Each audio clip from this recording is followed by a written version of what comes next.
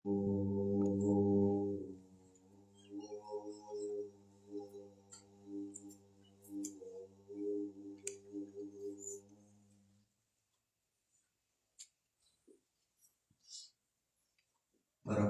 परमेश्वर की असीम अनुकंपा से हम सब नियमित इस पवित्र यज्ञशाला में संध्या और यज्ञ के उपरांत विगत अनेक दिनों से आर्याविनय ग्रंथ का स्वाध्याय कर रहे हैं।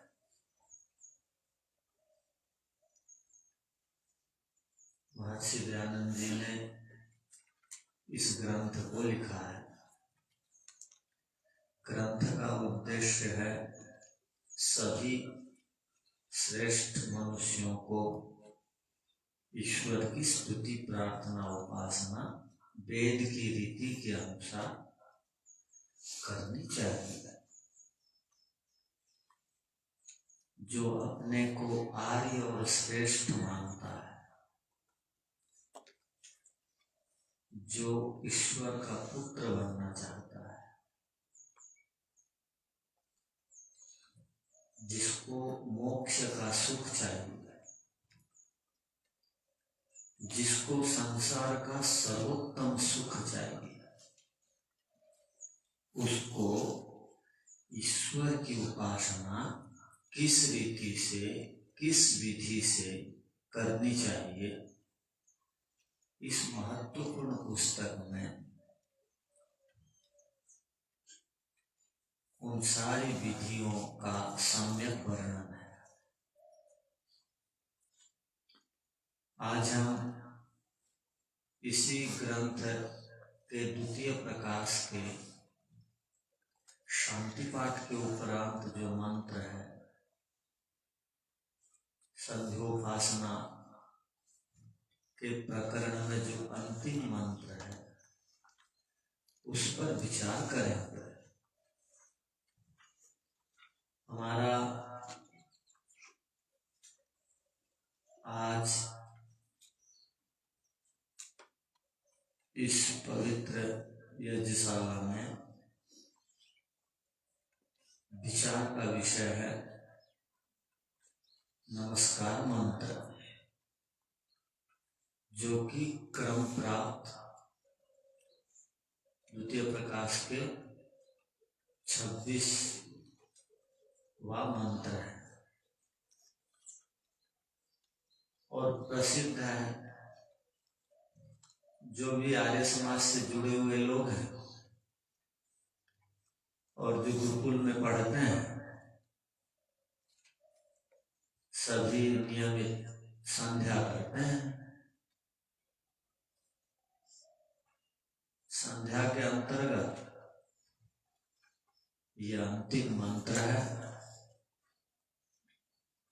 जिसका अभिधान नामकरण महर्षि दयानंद जी ने नमस्कार मंत्र दे करके किया है। अब इस मंत्र में आए प्रत्येक शब्द पर विचार करते हैं।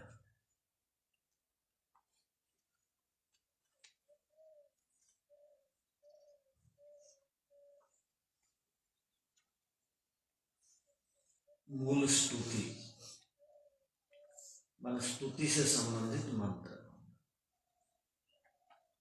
नमः शंभवाय च मयो भवाय च, नमः शंकराय च मयस्कराय च, नमः शिवाय च शिवतराय च। ये मंत्र है।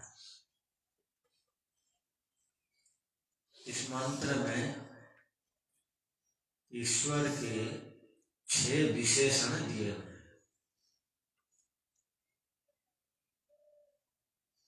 अर्थात ईश्वर की विशिष्ट 6 विशेषताएं। हम पीछे भी सुन चुके हैं।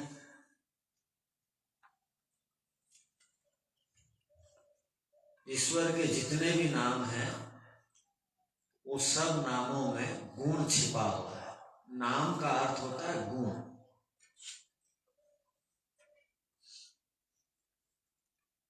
ईश्वर के भिन्न भिन्न नाम हमको ये संकेत करते हैं कि ईश्वर के भिन्न भिन्न बहुत सारी विशेषताएं हैं, बहुत ईश्वर के पास गुण विद्यमान हैं। यहां पर भी ईश्वर के 6 नाम है, 6 विशेषताएं, 6 विशिष्ट गुणों के विषय में कहा गया। और मंत्र का अभिधान है, नाम है नमस्कार। संसार में हम अपने से बड़ों को देखते ही नमस्ते करते हैं। नमस्कार नाम है, भाववाचक संज्ञा है, किंतु जब नमस्कार को क्रिया में बदलते हैं तो नमस्कार नहीं बोलते हैं। किसी को नहीं भी बोलना चाहिए। किसी को देखते ही नमस्कार ऐसा नहीं बोलना चाहिए, अशुद्ध शब्द है। पूरी दुनिया में नमस्ते शब्द जो फैला वो वेद से गया। आज भी यदि कोई नमस्ते बोलता है तो वेद का सम्मान करता है। नमस्कार शब्द में नहीं है। नमस्ते में मैं आपका आदर करता हूं, ये अभिव्यक्त होता है। नमः धन ते, ते माने आपका, नमः माने आदर करता हूं, पूजा करता हूं, सम्मान करता हूं। तो जब भी कभी हम अपने से बड़ों से मिलते हैं तब हम नमस्ते करते हैं, करना चाहिए। और जब बराबर वालों से भी मिलते हैं तब भी नमस्ते बोलते हैं।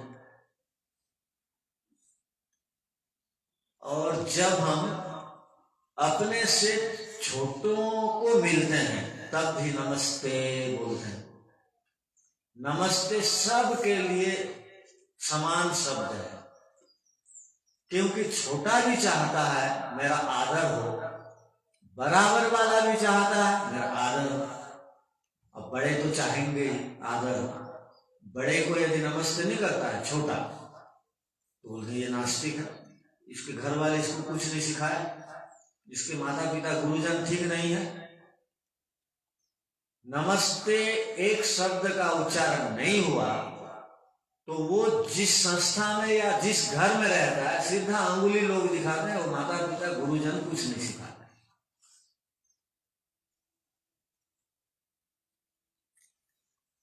और यहां पर ईश्वर को नमस्ते करना चाहिए कहा, बार बार आया। क्या आया? नमः शंभवाय च मयो भवाय च, नमः शंकराय च मयस्कराय च, नमः शिवाय च शिवतराय च।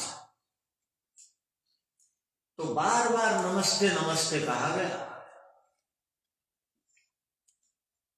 और 6 खंड बन गए मंत्र के।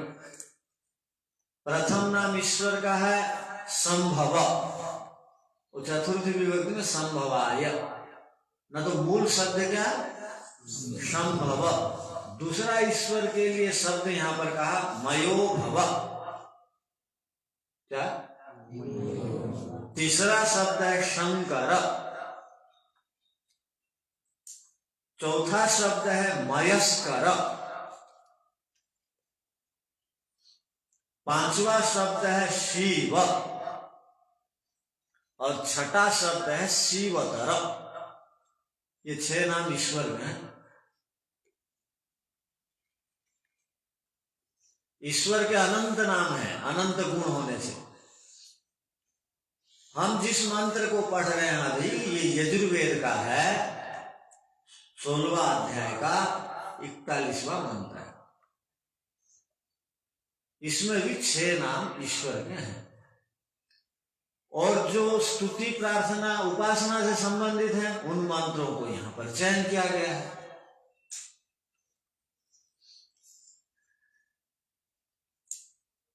तो यहां पर ईश्वर को नमस्ते करना चाहिए कहा गया। मनुष्यों को जिस प्रकार नमस्ते करते हैं, ईश्वर को उस प्रकार नमस्ते नहीं करते हैं, ध्यान रखना। मनुष्यों की 3 कैटेगरी हो गई, 3 स्तर हो गए, एक हमारे से बड़े, एक बराबर वाले, एक छोटे।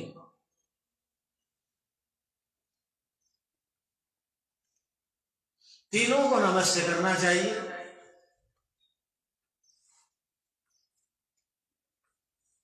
किंतु ईश्वर को जैसे नमस्ते करते हैं वैसे इस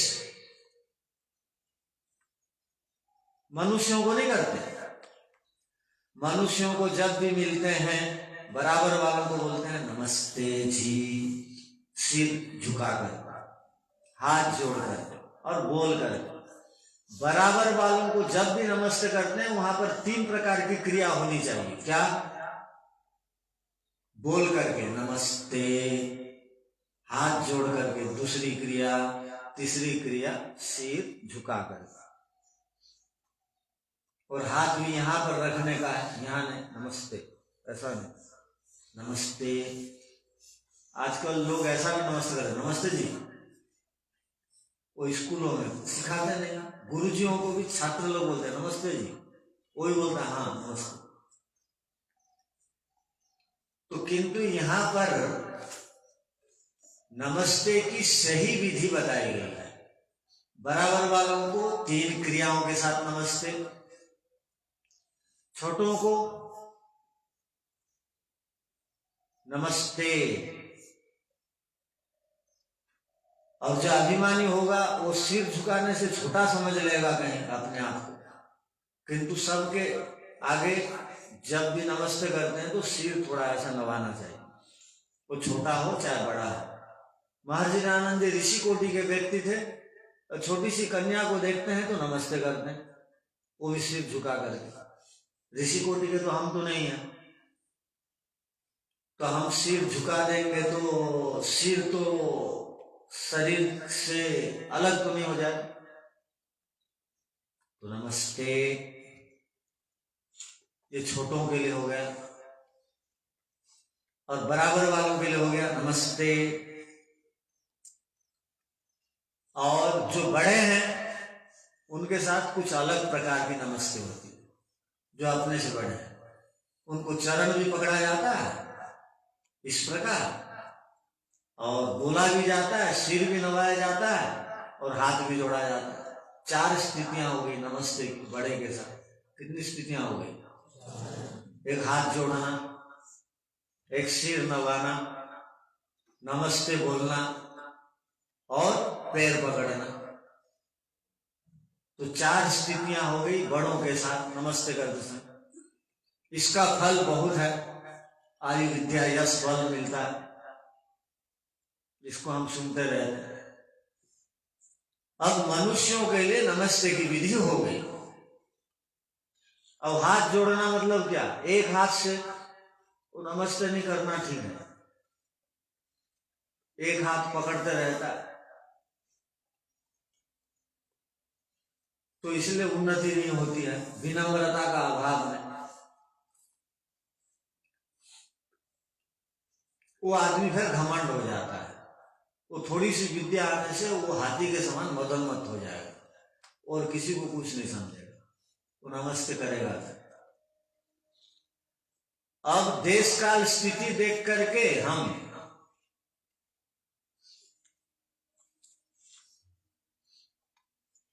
जब समूह में बहुत सारे लोग रहते हैं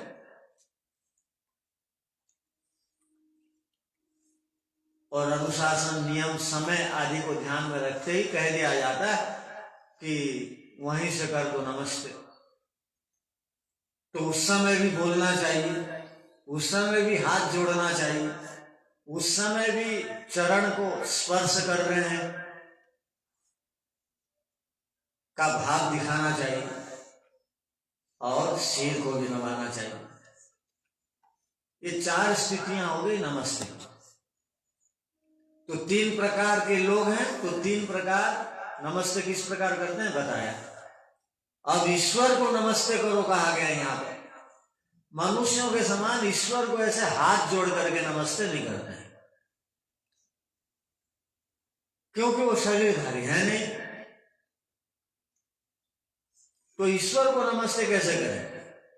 हम लोग कहीं दूसरे, इन लोग बिल्कुल नास्तिक हैं, हाथ जोड़ते नहीं हैं, बोलते हैं तो कई बार बोल देते हैं हाथ जोड़ करके रखो, विनम्रता का भाव।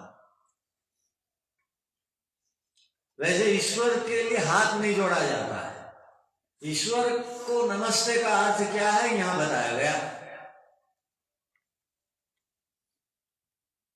अब कोई भी मंदिर जाता है तो हाथ जोड़ देता है और पूरा साष्टांग प्रणाम करता है, यज्ञ कुंड को, मंदिर की मूर्तियों को साष्टांग प्रणाम करता है।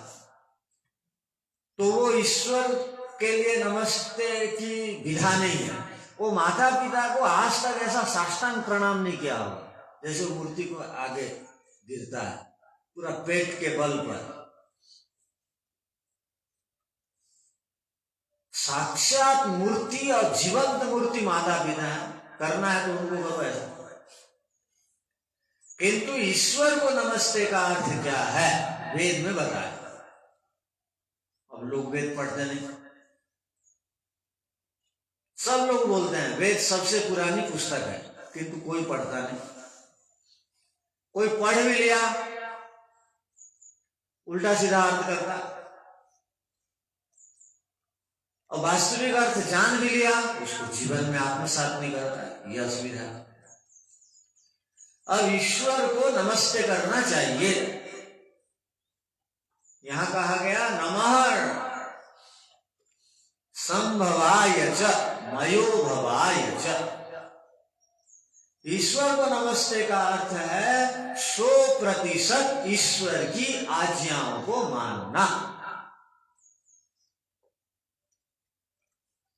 ईश्वर भावग्राही है, अंतर्यामी है।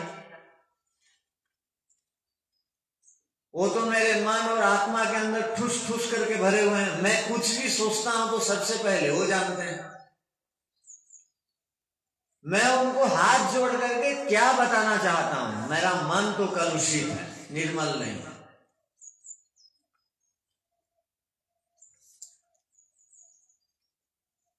और ईश्वर कोई नमस्ते करे ना करे नाराज नहीं होते। ये मनुष्य जो अल्पज्ञ है नमस्ते नहीं करने से नाराज हो जाता है।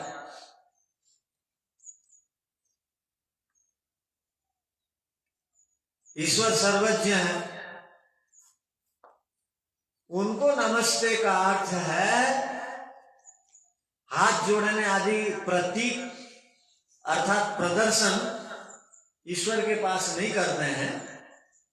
ईश्वर को नमस्ते का अर्थ यहां पर बताया गया कि मैं ईश्वर की आज्ञाओं को मानने के लिए प्रयत्न कर रहा हूं।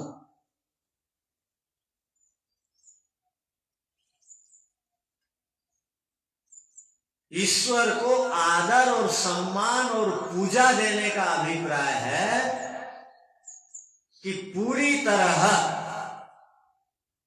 ईश्वर की आज्ञाओं को, अनुशासनों को, निर्देशों को, आदेशों को, मार्गदर्शनों को मानना, ये ईश्वर के लिए नमस्ते है। हाथ जोड़ना आदि मनुष्यों के लिए करना चाहिए, बहुत विनम्र होना चाहिए।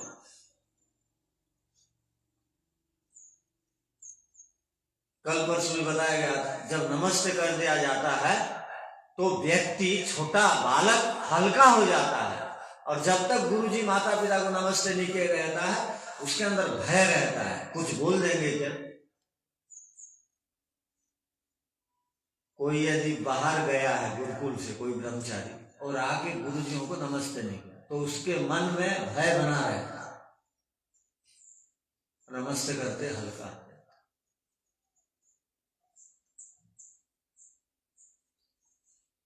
श्वास प्रश्वास की गति सामान्य हो जाती है।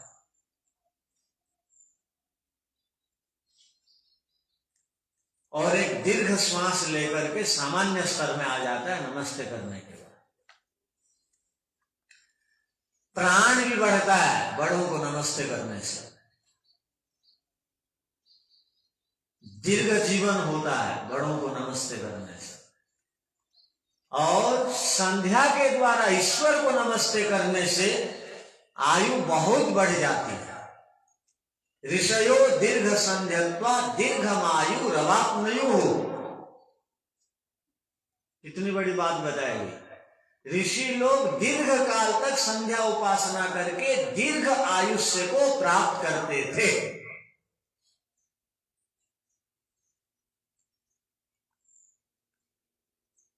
इसलिए जड़ पदार्थों के आगे अब नास्तिक कोई मत बन जाना। कई बार होता क्या, वेद पढ़ने वाले, आर्य समाज से शिक्षित दीक्षित गुरुकुल में पढ़ने वाले को बाहर के लोग नास्तिक बोलते हैं, क्योंकि ये जड़ के आगे मथा नवाते नहीं, सिर नवाते। जड़ के आगे सिर पटक भी दिया तो लाभ क्या होगा? एक चेतन प्राणी के आगे सिर नवाया तो लाभ होगा। वो बोलेगा तथास्तु, आयुष्मान बालक देवदत्त, बोलेगा, वो खुश होगा, प्रसन्न होगा, बोलेगा क्या असुविधा है? रोजाना नियमित जो श्रद्धा से नमस्ते करता है तो बड़ा आदमी पूछता है तुमको कोई असुविधा है? और वो खुश रहता है, प्रसन्न रहता है, वो नमस्ते करने वाला भी और जिसको नमस्ते कर रहा हो भी।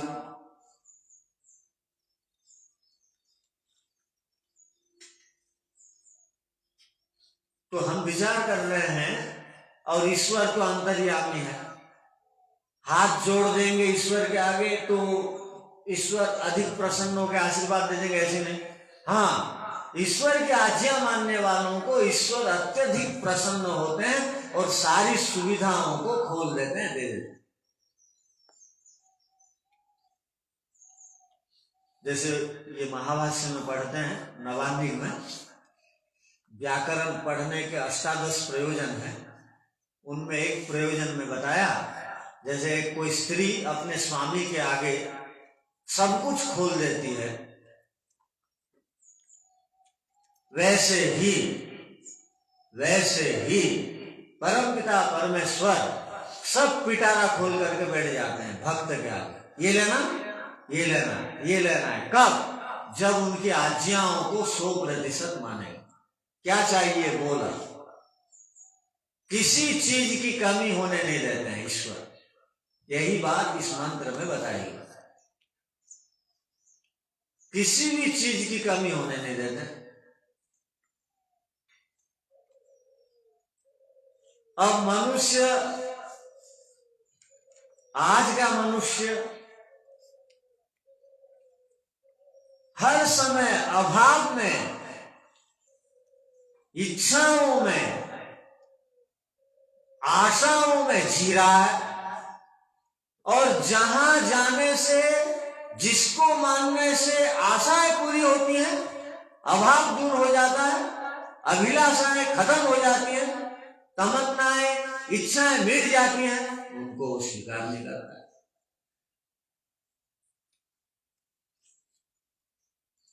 तो इस मंत्र में प्रथम शब्द आया, क्या आया? कि नमः संभवाय च मयोभवाय च। ये 6 शब्दों में मोटा अर्थ देखेंगे तो सुख सुख सुख दिखाई देगा 6 शब्दों का, किंतु सूक्ष्मता से विचार करेंगे तो कुछ भिन्नताएं दिखाई देंगी।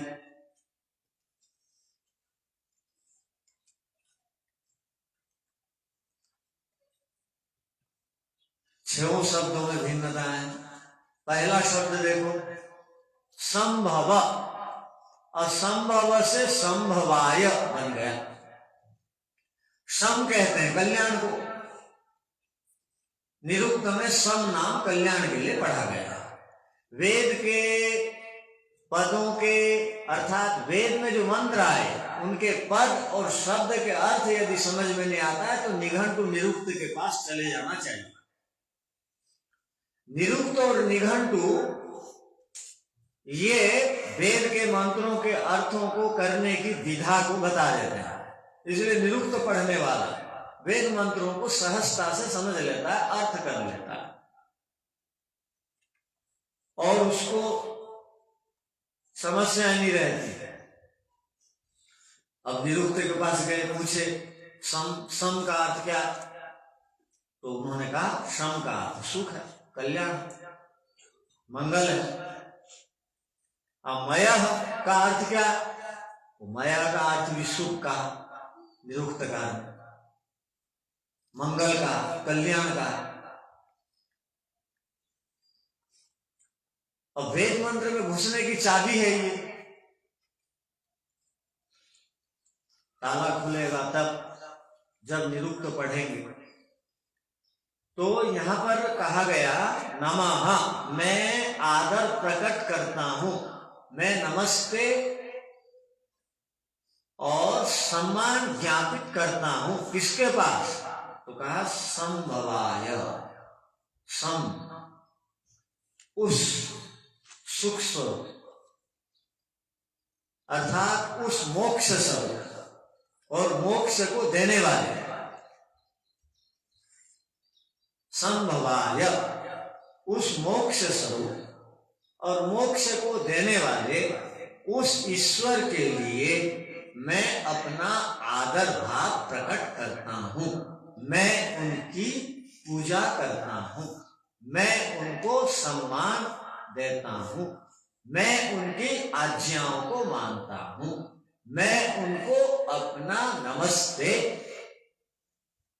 प्रदान कर रहा हूं।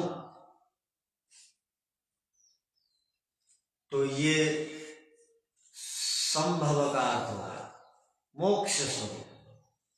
मोक्ष माने आनंद स्वरूप, ईश्वर आनंद स्वरूप है, मोक्ष स्वरूप।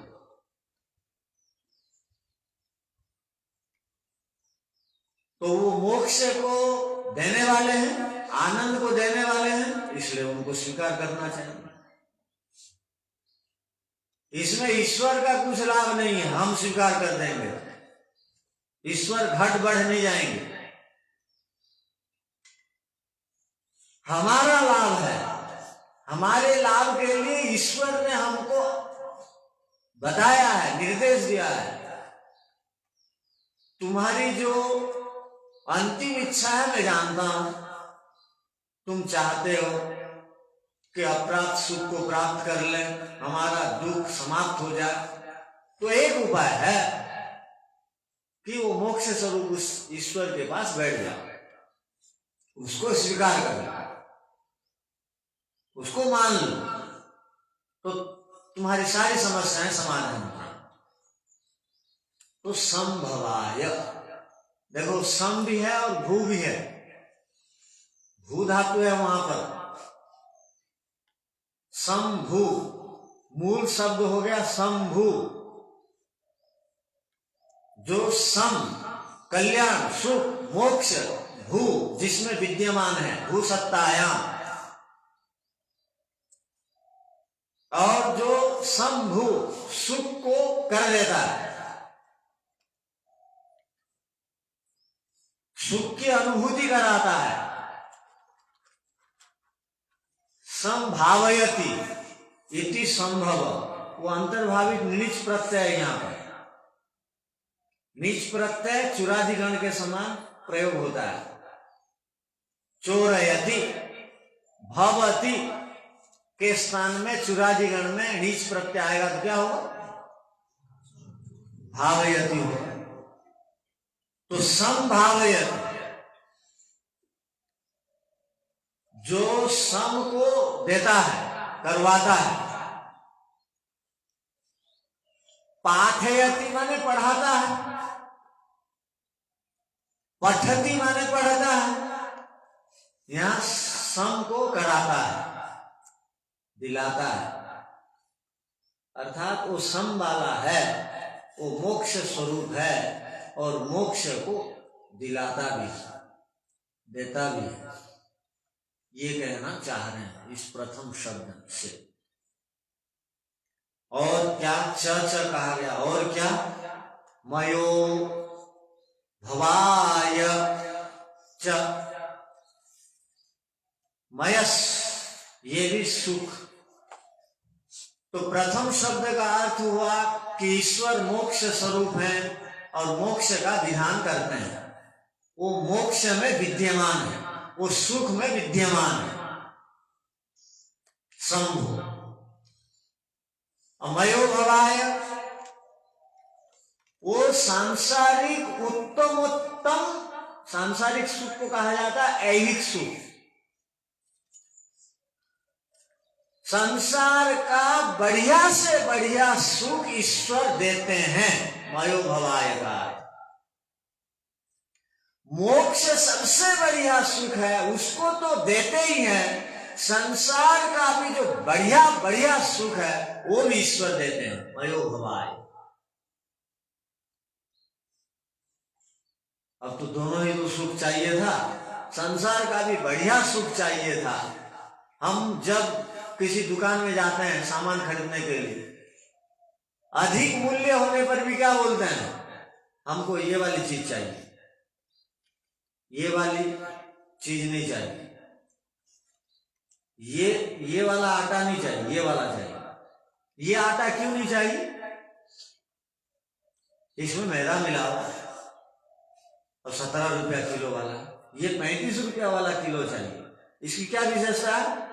नहीं, ये हाथों से सामान्य मशीन से पिसा गया और गेहूं को धो करके सुखा करके पिसा गया, इसमें एक भी गिट्टी नहीं, शुद्ध आता है। 35 रुपए। तो सस्ता वाला भी मिलता है, जिसको शरीर खराब करना है सस्ता खाता।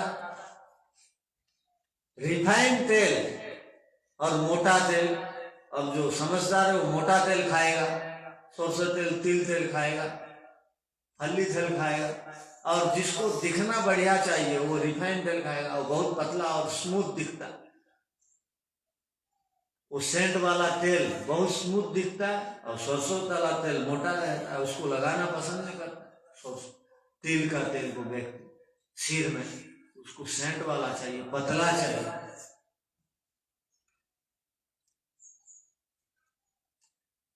ध्यान रखना, जिसमें मिलावट होती है वो हाथ में चिपचिपाहट, वो चीजें करती हैं।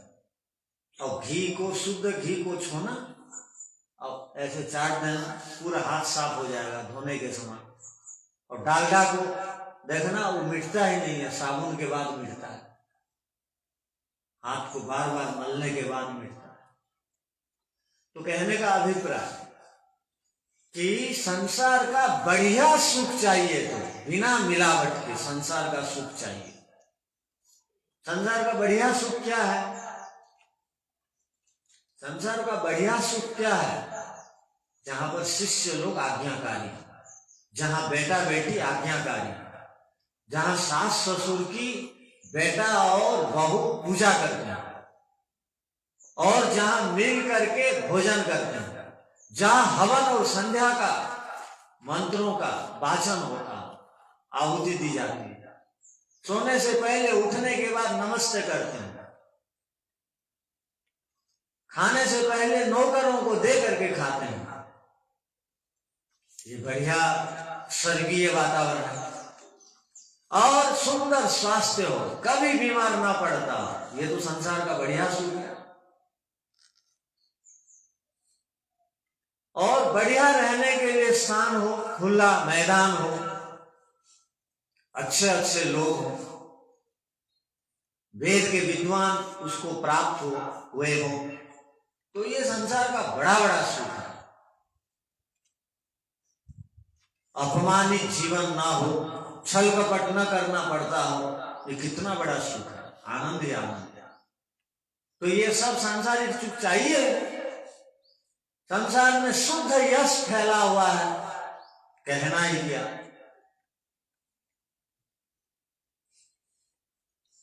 शादी हो गई है तो पत्नी के अलावा और किसी के प्रति रुचि ना हो, कहना ही क्या। ईश्वर की विशेष कृपा होगी उस व्यक्ति के ऊपर। तो ये सांसारिक सुख है, ईश्वर इसको देते हैं। कब देते हैं? जब ईश्वर की आज्ञाओं को हम मानते हैं। ईश्वर बोलते हैं ये मेरा विशेष है, इसकी सारी सुविधाओं को पहले पूरी कर देना। तो ईश्वर की दृष्टि में जो आ गया ना, उसको संसार के बढ़िया से बढ़िया सुख मिलेगा।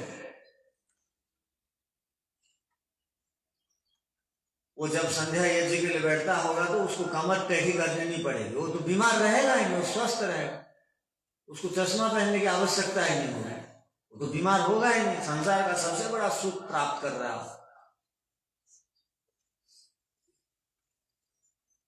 व्यायाम करने में उसको बहुत रुचि होगी। बिना दंड लिए व्यायाम करता है कोई व्यक्ति, तो कहना ही क्या। बिना दंड लिए पढ़ाई करता है, तो कहना ही क्या। बोलना नहीं पड़ता है गुरुजी को, अब वो पाठ याद कर लेता है। वो संसार का सबसे अच्छा छात्र है जो गुरुजी के बिना बोले पाठ याद कर लेता है। अपना कर्तव्य बोध के प्रति वो जागरूक है, तो सांसारिक सुख प्राप्त कर रहा है, यश मिल रहा है उसको, बदले में धन भी मिलता है। विद्या धनम सर्वधनम प्रधानम कहा गया। विद्या धन सब धनों में प्रधान धन उसको मिल जाता है। विदेशों में भी विद्या वाला पूज्य होता है। विवेकानंद जी के पास विदेश में गए, इतना सम्मान मिला क्यों? विद्या के लिए ही।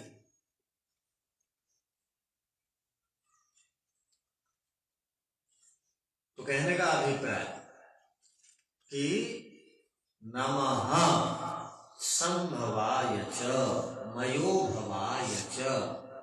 सांसारिक सुख देने वाले भी ईश्वर है। खाने पीने की व्यवस्था करके ईश्वर सुख दे रहे हैं, पानी की व्यवस्था करके, हवा की व्यवस्था करके इन लोग घर बनाएंगे, पहाड़ बना करके इन लोग घर बनाएंगे, झरना और पानी बना करके इन लोग जीवित रहेंगे। इसलिए शुद्ध हवा दे करके, ऋतुओं में नए नए फलों को दे करके सांसारिक सुख दे रहे हैं। और क्या देते ईश्वर? क्या कमी है ईश्वर की ओर से हमारे लिए? किसी चीज की कमी नहीं है, सारे मौलिक पदार्थों को दे दी।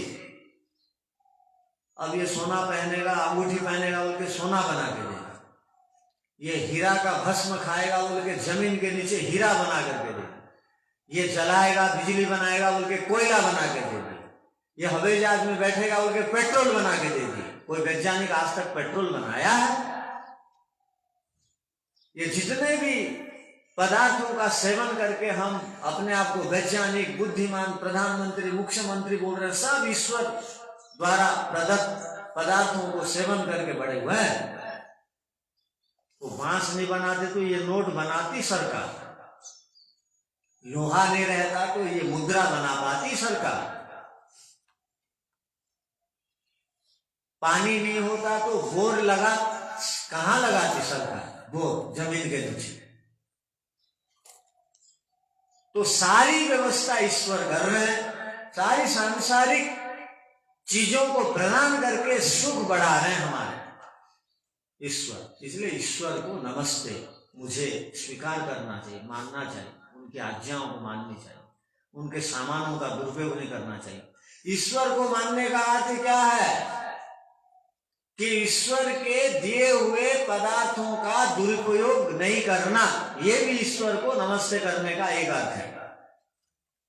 अब बिजली ईश्वर के कारण बनती है और दिन हो गया, लाइट जल रही है, ये ईश्वर के दिए गए पदार्थों का दुरुपयोग है और उनके प्रति अवमानना है।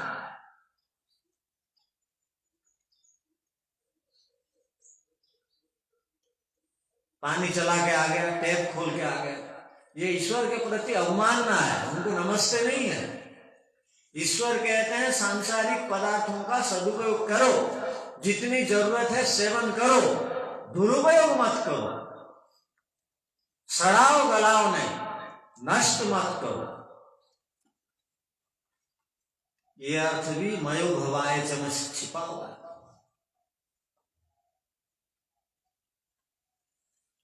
तो यहां पर हम विचार कर रहे हैं नमः संभवाय च मयो भवाय च नमः शंकराय च। ये शंकर शब्द है ईश्वर। ईश्वर को शंकर कहा जाता है। सम करोति, यह सब सम को करने वाले।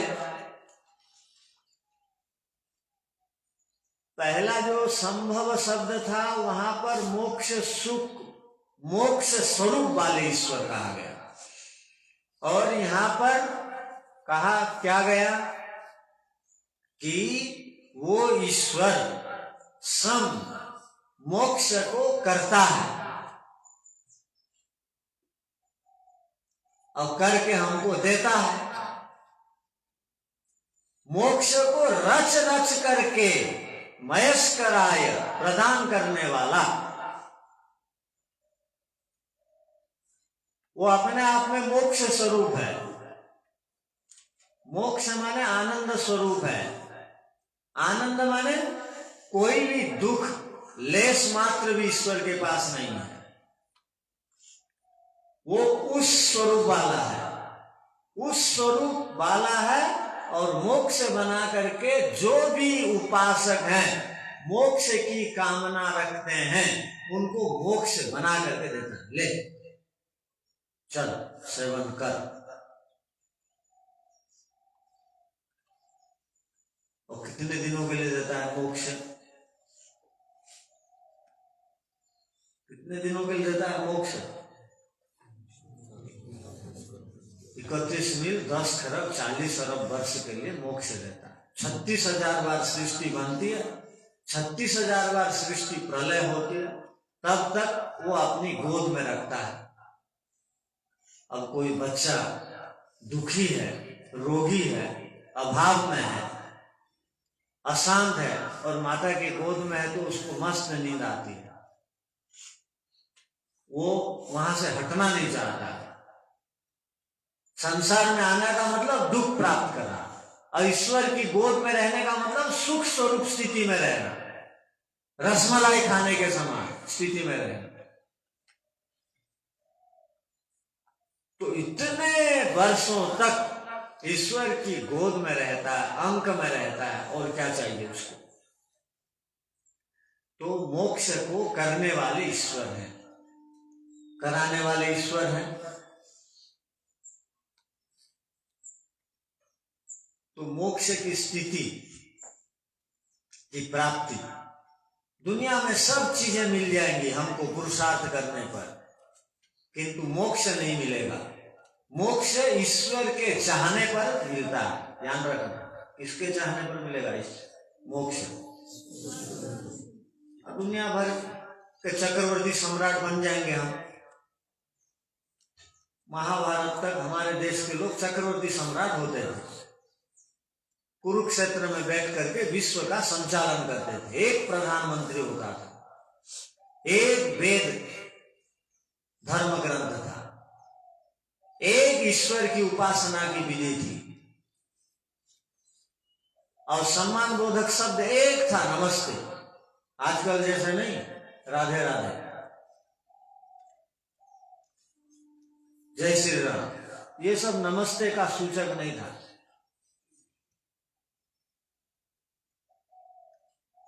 तो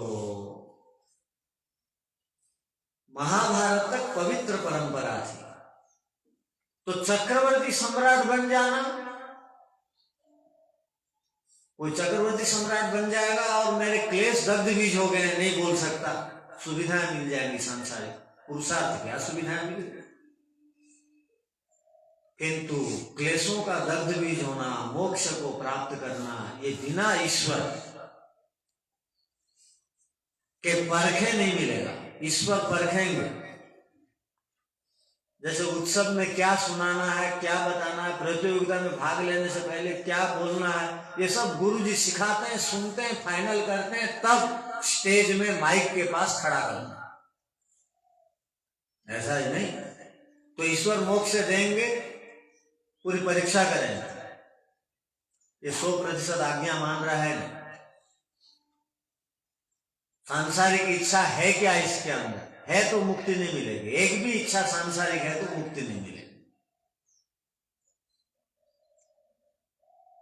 तो सारी इच्छाएं सांसारिक जब मिट जाती हैं, तब ईश्वर देखते हैं, परखते हैं जैसा सोने को पहचानने वाला सोनार होता है, हर कोई सहजता से नहीं पहचान पाते शुद्ध सोना क्या है, वैसे ईश्वर परखता और उसको मोक्ष देता है। संसार के लोग मोक्ष नहीं दे सकते। हाँ, संसार के लोग सहायक होते हैं चक्रवर्ती सम्राट बनाने में, किंतु ईश्वर मोक्ष प्रदायक हैं, करने वाले हैं, रच रच करके हमको देने वाले हैं। तो नमः शंकराय च मयस्कराय च, इस मंत्र पर और हम विचार करें।